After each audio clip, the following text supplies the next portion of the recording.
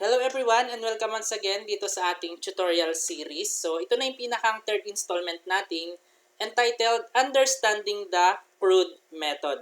Doon sa dalawang videos na ipinakita ko sa inyo, yung mga naunang video natin, ang nilalaman noon is number 1, the installing the test server natin, yung SAMP na gagamitin natin to test our output. Yan. And then followed by the installation of the Notepad++, yung pinakang editing tool natin na gagamitin. So, pwede kayo mag-install ng different Notepad applications or code editing application ninyo para kung alin yung mas applicable sa inyo yung gamitin natin. Okay lang naman. Wala naman problema doon. Then, yun ay followed by yung tinatawag nating admin LTE template. So, hindi na tayo mag-build from scratch. Gagamitin natin yung template para mas mapabilis yung pinakang creation natin ng web application natin na dinedevelop. So, puntahan natin yung CRUD method. Ano ba yung CRUD method or CRUD operations na tinatawag natin? So, kapag nag-execute tayo ng mga SQL commands natin, meron tayong kadalasan na ginagamit na mga SQL statements or SQL syntaxes like this one, yung this four. Yun na nga yung CRUD or letter C which stands for create, letter R which stands for read, letter U for update, and then yung letter D is for delete. Ang CRUD operations natin ay pinakang foundation na kailangan nating matutunan para sa pag-execute ng ating mga query dito sa ating SQL commands na ginagamit.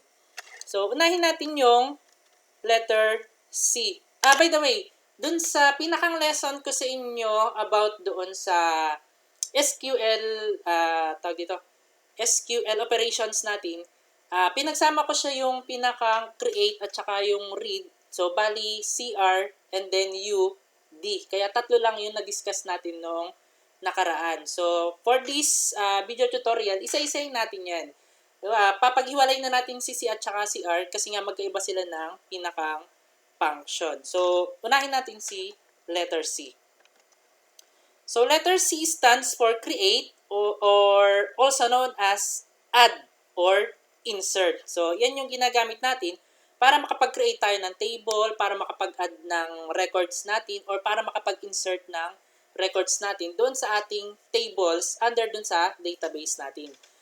In this operation, it is expected to insert a new record using the SQL insert statement. So, SQL uses insert into statement to create new records within the table. So, paano naman tayo mag-create ng database natin? Unang-una, kailangan muna natin mag-create ng database before tayo makapag-create ng table. So, the syntax here, ayan. So, create database followed by the database name. So, ang pinaka magiging example natin dyan is my web app na lang yung pinakang database name natin.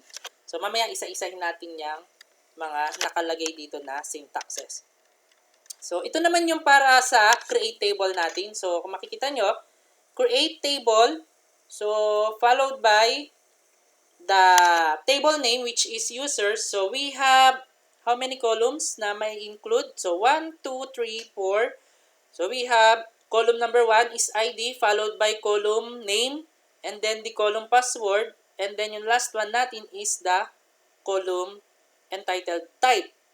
So, meron tayong mga different data types na included here. Number 1 is the int or integer type. And then we have the varchar.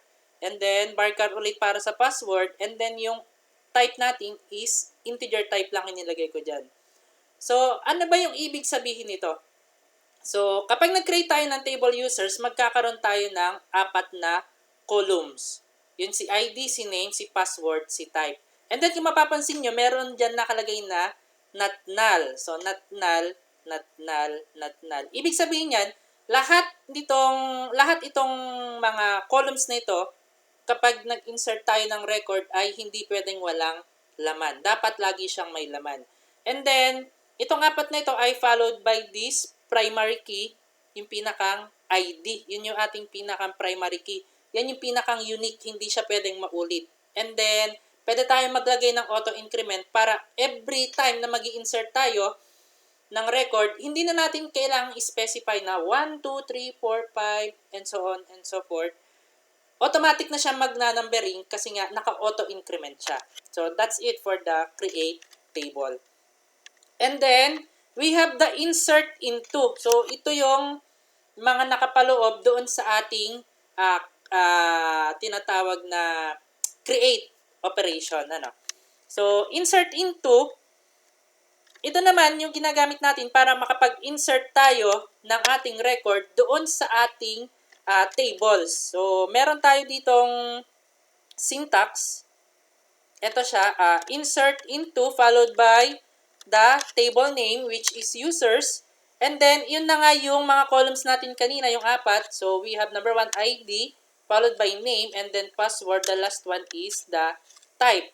Ano yung magiging values niyan? So, ang ID natin, ang magiging value daw niya ay 1. The column name will have a value of Buen Camino. And then the password will have the value ascot and then type which is 1. So, bakit 1? Meron tayo ditong dalawang i-insert na record. Mamaya, ipapakita ko sa inyo. Yung isa, ang type niya ay 0. Yung isa, ang type niya ay 1. So, yung type 1 natin ay i-identify natin siya as the admin. And then, yung type 0 naman natin will be the user with regular functionalities lang. Hindi siya yung admin type. So, mamaya, isa-isahin natin yan. Asadahan muna natin to sila. Then, ito yung pangalawa, yung read. So, yung letter R natin, dun sa CRUD ay, ang ibig sabihin niyan, read or the data retrieval operation. So, ito yung ginagamit natin para makuha natin yung mga records na nandoon sa ating mga tables under nung ating database. Ang pinakang syntax nito is ganito lang. So, ano ba? Select. Yung pinakang table natin kanina is users yung pangalan. So, select ID, name, password, type from users where type is equal to 1. So, ang ibig sabihin nito, isa-select niya yung merong type na 1 or isa-select niya yung merong admin type na user. Yan. So, dito halos kapareho lang din niya, kaya lang asterisk yung ginamit ko para hindi na tayo mag-type na mahabang ganito, iisa-isahin natin yan.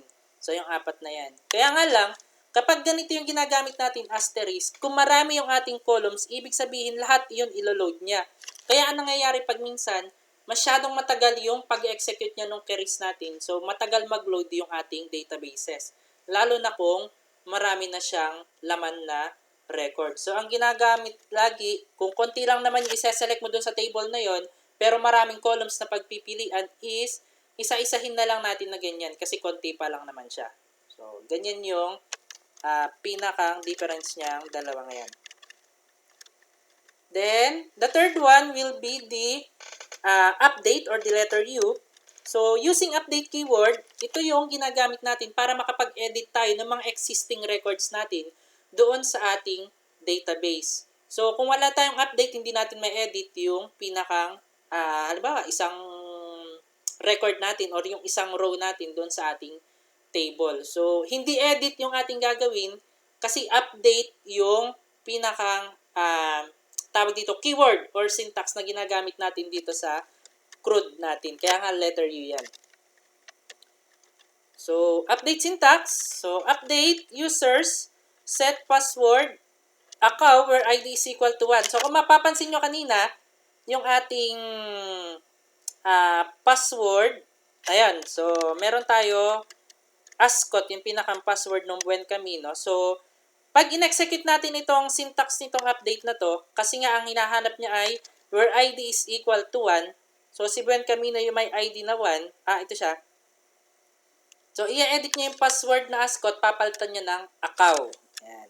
So, the update keyword is followed by the name of the variable or view to be updated. So, tatandaan nyo lang yun. So, followed by yung pinakang set. Yan.